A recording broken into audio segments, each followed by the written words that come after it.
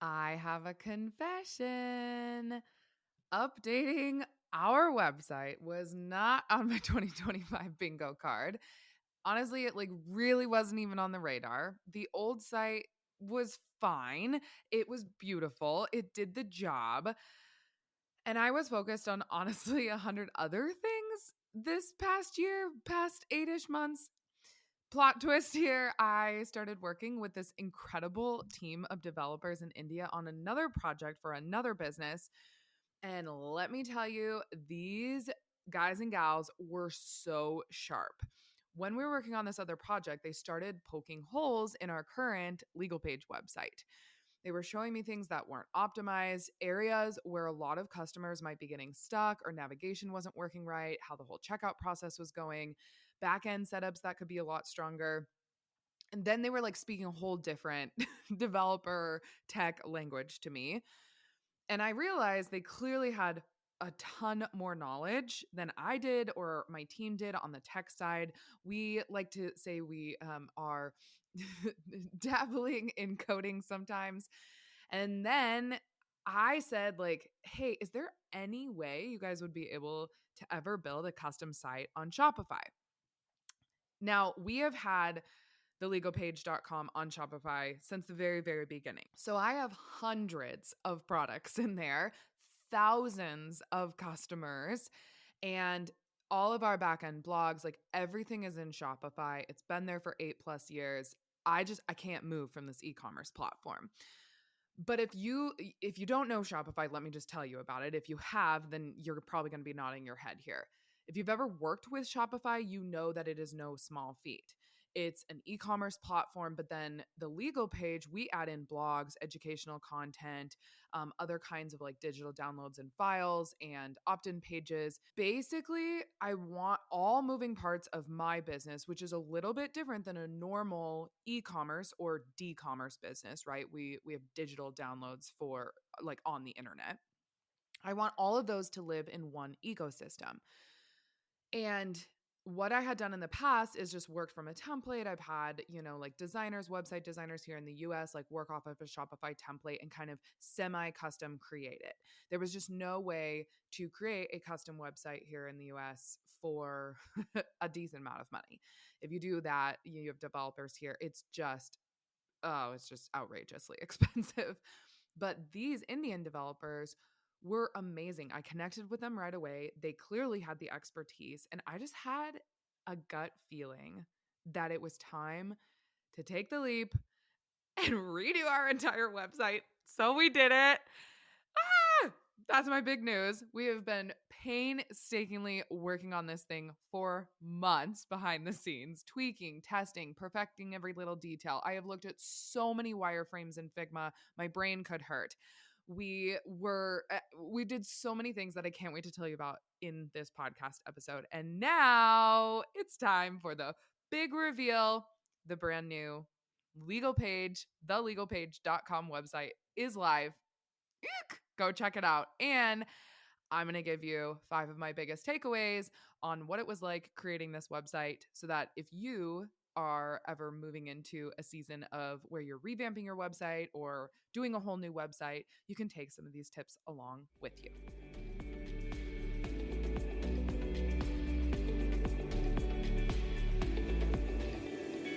Hey there, I'm Paige Griffith, your host, an attorney for small business owners, and the founder of The Legal Page. I help online businesses and creatives get legally legit in no time. In this podcast, I break down and simplify legal talk while providing practical business guidance every step of the way. With over a decade of experience in both entrepreneurship and the law, think of me as your go-to legal resource, here to tackle all those what-if scenarios so that you can focus on what you do best, growing your business. As a gentle reminder and disclaimer, I am an attorney, but I am not your attorney, so be sure to seek legal counsel for personalized advice. Welcome to the Legally Legit podcast. Alrighty, well, I hope by now, while the intro was playing here in the episode, that you had time to go to the website, the legal page, paige.com, and check it out and just scroll around. It would mean so much to me to get your feedback on it. And what I want to do in this episode is really just talk through the back end of my takeaways of doing this for the past 3 to 4 months. Our developers worked really, really hard, kind of on speed time, rush time, to get this website up. We needed to get it up before our big rush of sale periods in November, which lots of businesses do, especially e-commerce businesses. If you have been around TLP for any length of time, then you know we run big sales in November. It's a huge, huge promotional period for us. Launch period for us is what we like to call it. So it was important for me to launch the website at least enough in advance that we could work out some kinks and track interactions and data and heat maps and what customers are doing on the website, hopefully so that it aligns with what these developers assumed customers were doing. And then we had heat maps. I'm getting way off topic here. But anyway, we had heat maps on our old website, and we had a lot of analytics from our old website and past websites as well. So we were able to really see what users and customers were doing on our website, and that really helped us move forward. So what I want to do here is I'm not going to talk about the website. Go look at it. It's super cool. The navigation is amazing. The filtering is amazing when you're looking at products, because we have a product suite of 200, 300 products.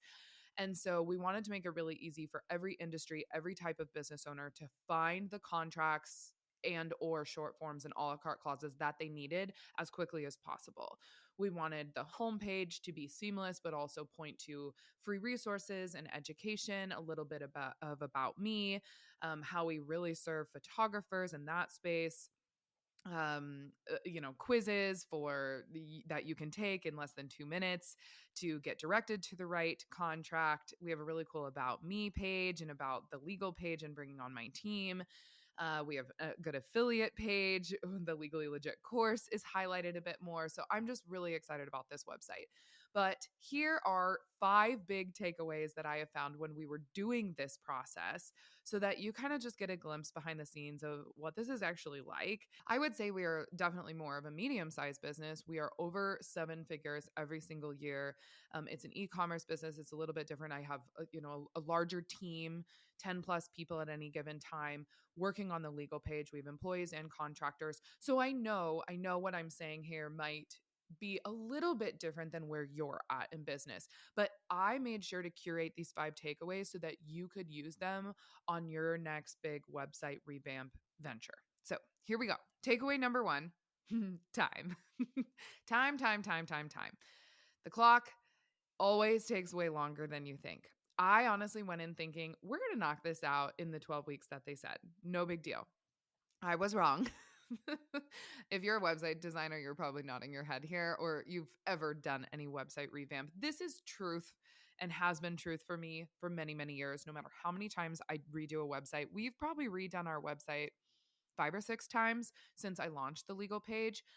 And this one took a bit more time, but it was also the most in-depth, custom coded website. So I was actually really surprised at how quickly they were able to pop this out from a development and coding side. But website timelines are sneaky. Every round of design takes longer. There's so many feedback cycles, and those add days, if not weeks. And so we were back and forth on wireframes so much. These developers in particular, what I loved about them is they knew what we wanted and they would wireframe it. And we had so many varying pages on the legalpage.com currently, and we were trying to consolidate some of them. But truthfully, what we wanted to do was make sure that the visual lineup of every single page made sense. And they also made a key map of, okay, this is clicking and this is going here and this is doing this. They are so in depth, these developers we worked with, and I'm so, so, so grateful for them. And I felt like there was some tech hiccups, actually not much. And because we worked so hard on the wireframes and exactly what we wanted the website to look like, and then our UX designer and then our website designers were able to take those Figma designs and then hand them off to the tech people and the Shopify development part of it. So we had less tech hiccups. And that is where I found websites are kind of like kitchen remodels, and I just put this hand in hand with, we did kind of a full cosmetic update on our new house last fall before we moved in. And I just realized like it always takes more time and money than you expect. I kind of thought that with the website, we were being generous with giving them 12 weeks, but in reality, it definitely took at least a month longer than that. If not, I think a month and a half longer than that. So it didn't take double the time, but almost like 1.5 times the time. And that is how I found like our kitchen remodel to be. And going back to kind of the kitchen remodel analogy here, truthfully, I needed to visualize everything with my kitchen remodel, my bathroom remodel, all these varying like we did different things throughout our house, and I wanted to see it. So I had to create Canva docs and mood boards and visualize like this light being here and this color on the wall. And will this wallpaper work with this kind of wall trim?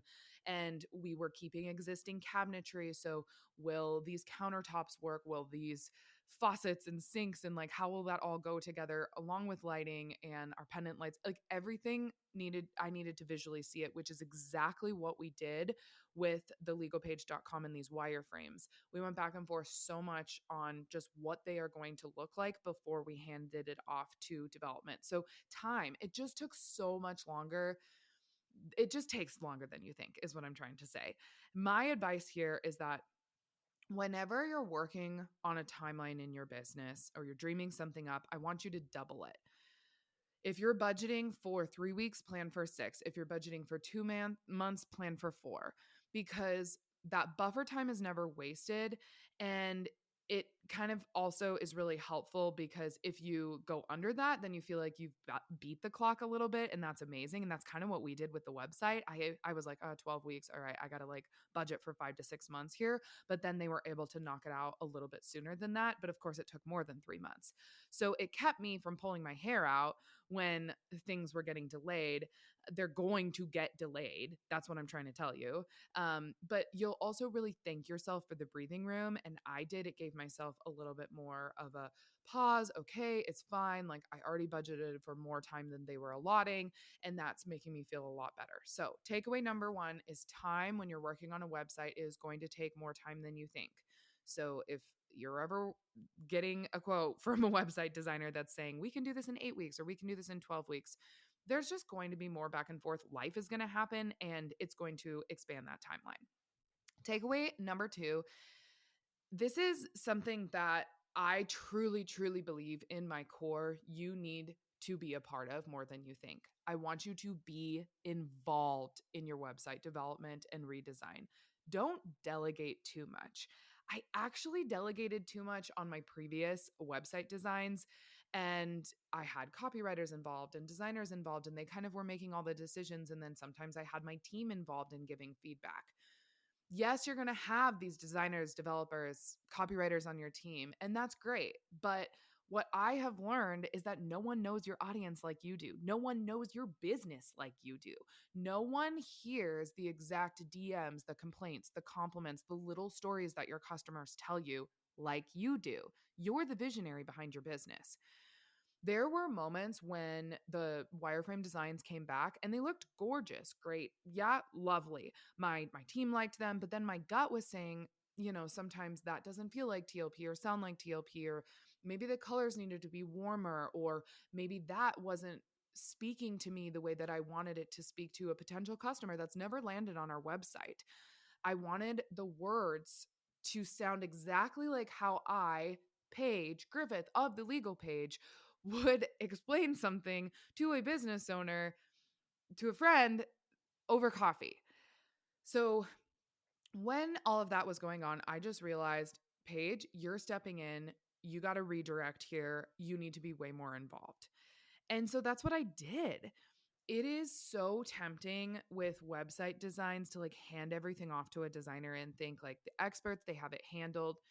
But your website is your digital home. It is often the first impression that someone has of you and your business. And if you are the face of the brand, quick question for you. What happens to your business if you die? Most small business owners don't have a plan, which means that your family is left in probate, your clients without any refunds or plan of attack moving forward, and all of your hard work gone in an instant. That is why I am teaching a free, no pitch, purely legal educational webinar called What Happens to Your Business If You Die? We are going to cover how to create a death folder, how to choose your wind up person, and set up simple legal protection so that your family and your clients are not left wondering and in chaos. It is free, it is practical, and this is one class that you do not want to miss. You can go to thelegalpage.com/death to sign up now, or you can click the link in the show notes. Like I am, you need to be so involved because you are the visionary, you are the face of the brand, you are the voice of the brand. And you wouldn't want a stranger to come in and try to act like you or be you. Of course, they're going to give you some input.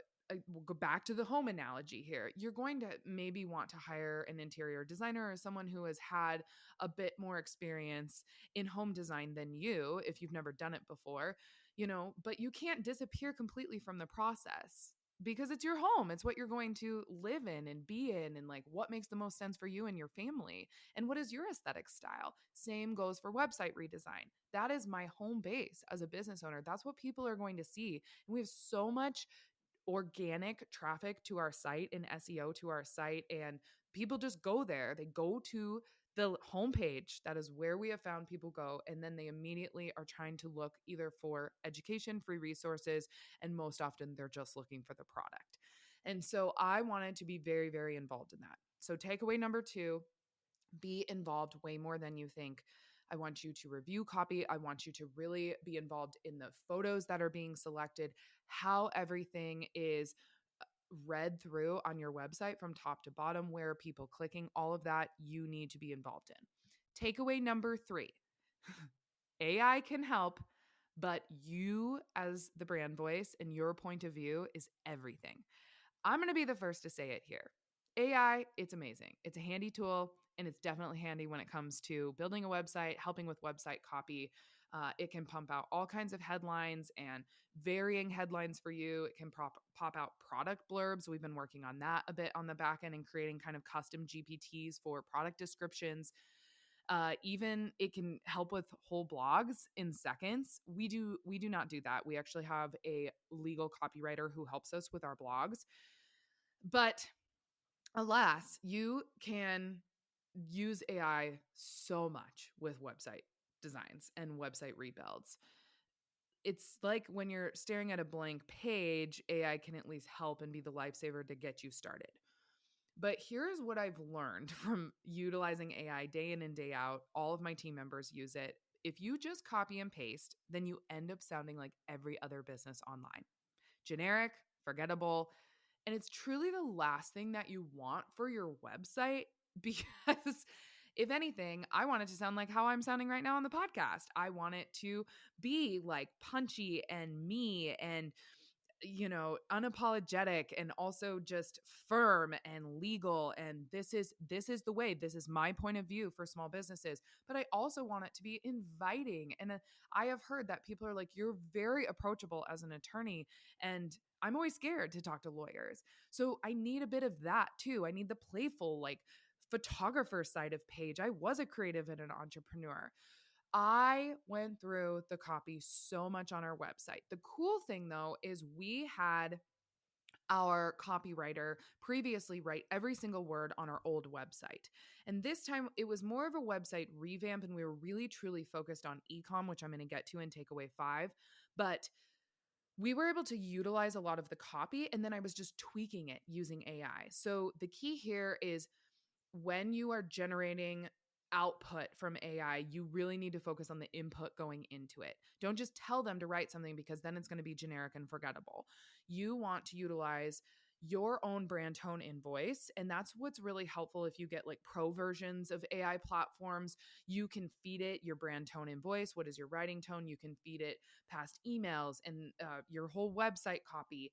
And then I was really able to utilize our previous website copy. And then I would just put it into AI and be like, hey, could you shorten this down to 2 sentences instead of a whole paragraph? Because our designers were saying a lot of it was wordy, and for an e-com website, that didn't make a whole lot of sense. So there was truthfully just a lot of tweaking that I was using with AI, but my point of view and my brand voice was everything. And so what I'm telling you is, as a takeaway, is use it. It will help you. AI can definitely help you with copy, but don't just copy and paste it. It's like your brainstorm buddy. It can help you really get past like stuck points that you may be on. It can give you ideas that you can run with, but then you have to go in and you have to layer on your brand voice on top of it. I wanted to be warm, like I said, approachable, legally sharp, but never intimidating. And then a little bit of Paige sass, because that's what you're going to get. And that's why people love the legal page. Like, we're super straightforward, but we're also, it's easy to understand. We're not just going to throw a bunch of legal jargon at you and not dumb it down to the point where you would understand it if we were sitting at a table having some coffee and I was talking about that topic with you. That is what makes us and the legal page feel like us. And that's what connects with our audience. So take that same takeaway into you when you're doing a website revamp or blogs or utilizing AI for any type of copy, period. Use it to speed things up, but don't let it erase what makes you you. Because the human side of things and your point of view and who you are as a business is what's going to set you apart, not AI. And it's going to continue that way for years and years to come. So don't just use AI and think it's all, hunky dory and copy and paste it. All right. Takeaway number 4: custom versus template websites. I'm probably going to make some people mad here. I get it. Not everyone has the budget or the time for a custom website, especially when you're starting out. I get that. Use a template, try to tweak it as much as possible so that you don't look like your counterparts online that are using the exact same template. I have used template sites in the past, and I stand by those decisions. I loved those templates at the time. They saved me money. They also saved me time and energy. They got something professional up and running quickly. At those stages of my business, that's exactly what I needed. But, but a custom website can do so much more for you and your business. So if you're willing to just go a little bit above and beyond your budget and get a custom website and work with someone who can customize exactly to your customer base, your clients landing on your website, your potential inquiries coming in, how your brand tone and voice and you as the owner of the business want to come across on your website, it is worth it to go all in. And after 13 plus years of entrepreneurship and business, I knew that this was the time to go all in. I was not going to do a website revamp unless we were doing it custom coded.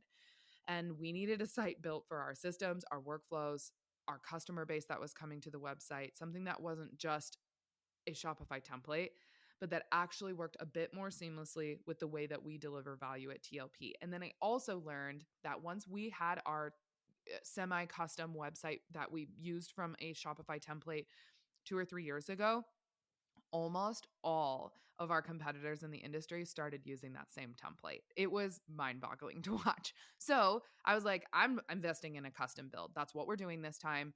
Yes, of course, it was more expensive. It took more time, but it was worth every penny. The takeaway here is that templates are absolutely perfect when you're growing, but custom is worth it when you're ready to scale, like scaling big. And you need to do things for your website in order to scale, whether that's offer bumps or how that click-through rate is going to go. And can you just push people to check out as quickly as possible? The key is knowing what season of business you're in and then choosing accordingly. Okay. You can do templates, but I am like, I'm going to be all in on custom from here on out. I just am. And I'm going to come back to you in 6 to 12 months and tell you why. I'm going to share all my data with you because I know that it's going to be worth it. I have a gut feeling, and I also have a data-driven feeling about this because our data was pointing to doing this. Last takeaway number 5. User experience is greater than fancy features. It's truly, this is the most important takeaway. UX is everything. That's user experience. And I've been talking UX for days and days and days with the development of my other project, but also with this.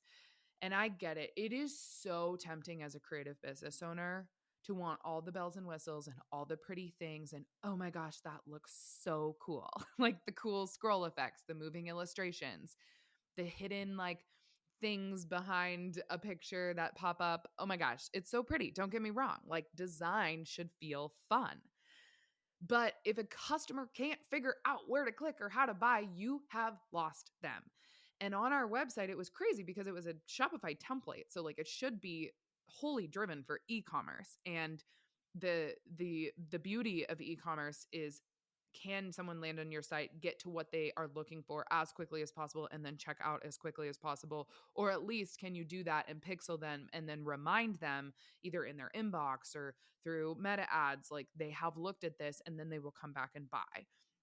There's just this e-com cycle that you need to know. If you're selling digital products online and you're listening to me, this also applies to you. Decom, so digital commerce is the same as e-com. I just call it e-com.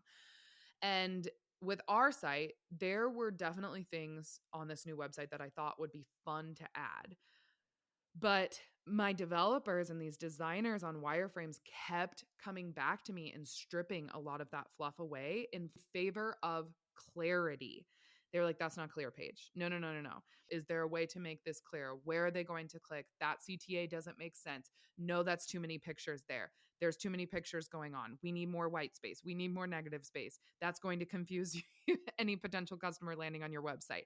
I kid you not. It was all about easy navigation, clear CTAs, and a simple logical flow so that any user or someone coming to our website could get to whatever they needed to without feeling lost. And our goal here was get to contract templates as quickly as possible. The education, yes, is important, but a lot of that is like nurturing people either prior to them getting to our website or after they have become a purchaser so that they are a return customer down the road. I just needed them to get to whatever product they needed to get to as quickly as possible. Have it.